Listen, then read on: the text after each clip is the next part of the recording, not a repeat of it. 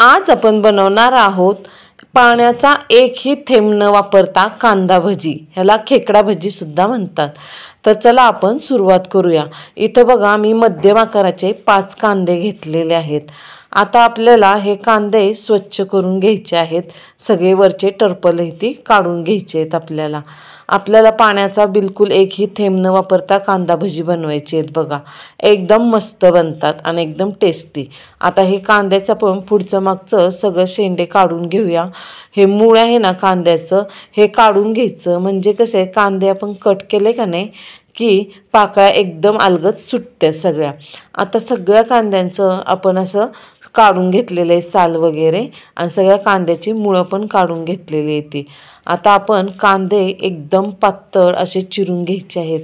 कांदे बिलकुल जाड चिरायचे नाहीत। कांदे जर जाडसर असे चिरले ना तर भजी एकदम सॉफ्ट होतात, अजिबात कुरकुरीतपणा राहत नाही। त्यासाठी कांदा एकदम पातळ चिरायचा आहे बघा, जेवढा पातळ चिरता येईल ना तेवढा पातळ चिरायचा। मी बघा ह्या प्रकारे एकदम पातळ असा कांदा चिरलेला आहे, आणि एकदम सगळ्या त्याच्या पाकळ्या सुद्धा रिकाम्या होत आहेत बघा।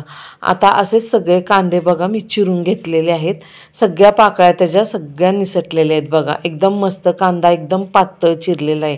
ह्याच पद्धतीने तुम्ही सुद्धा कांदा चिरा, भजी एकदम छान होतील।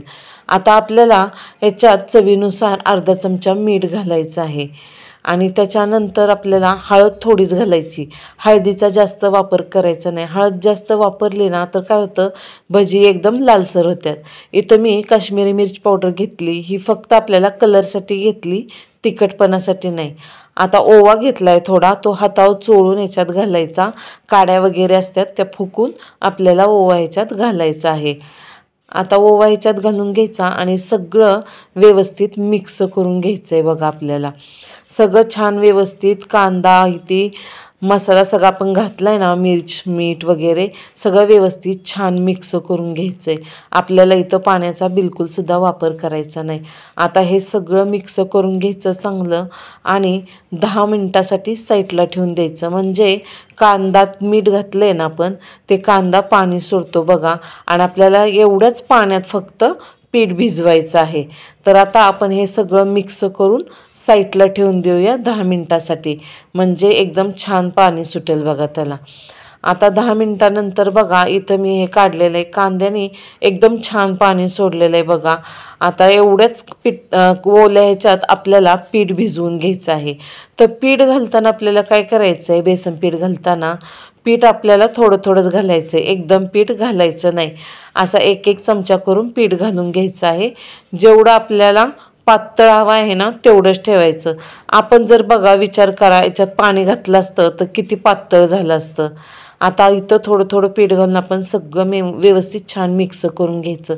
आता इथं मी अजून दुसरा 1 चमचा पीठ घातलेलं आहे, ते सुद्धा छान आपण मिक्स करून घेऊया, कारण आपल्याला जास्त पातळ पण ठेवायचं नाही आहे आणि एकदम जास्त घट्ट पण असा गोळा बनवायचा नाही आहे। सगळं व्यवस्थित चांगलं मिक्स करून घ्यायचं। अजून एक मी 3रा चमचा पीठ घेतलेला आहे। आता आपल्याला एवढं पीठ पुरेसं आहे। आता हे सगळं छान व्यवस्थित मिक्स करून घ्यायचं बघा। सगळं पीठ ह्याच्यात व्यवस्थित मिक्स करून घेतलं का नाही की सगळं झाल्यानंतर आपल्याला कढईत तेल गरम करायला ठेवले ना, ते कडक तेल 2 चमचे छोटे पोह्याचे ह्याच्यात घालायचं आहे, आणि सगळं परत मिक्स करून घ्यायचं आहे तेल घातल्यानंतर। आता हे मिक्स करून घेतलं का नाही आपण की त्याच्यात आपल्याला उगाच चिमूटभर सोडा घालायचा आहे, आणि सोडा आपल्याला ह्या स्टेजला घालायचा आहे, आधी घालून ठेवायचा नाही। आता सोडा घातल्यानंतर परत एकदा छान व्यवस्थित पीठ सगळं मिक्स करून घ्यायचं बघा। पीठ एकदम छान व्यवस्थित झालंय, जास्त सैल नाही झालं, जास्त पातळ नाही किंवा जास्त घट्ट हे नाही, एकदम मस्त परफेक्ट झालंय। इथं कढईत तेल गरम करायला ठेवलं होतं बघा, गॅसची आच आपण मीडियम स्लोच्या दरम्यान ठेवलेली आहे, जास्त फुल करायची नाही, नाहीतर भजीवरनं फक्त जळाली जातात, करपली जातात, आणि ते सॉफ्टच राहतात, कुरकुरीत असे काही होत नाहीत। आणि आता ह्या मंद आचेवर आपण आहे ना भजी छान अशी तळून घेऊया बघा। मस्त एकदम तळली जातात बघा, कलर सुद्धा एकदम छान आलेला आहे, आणि भज्यांना कुरकुरीतपणा पण आलेला दिसतोय बघा।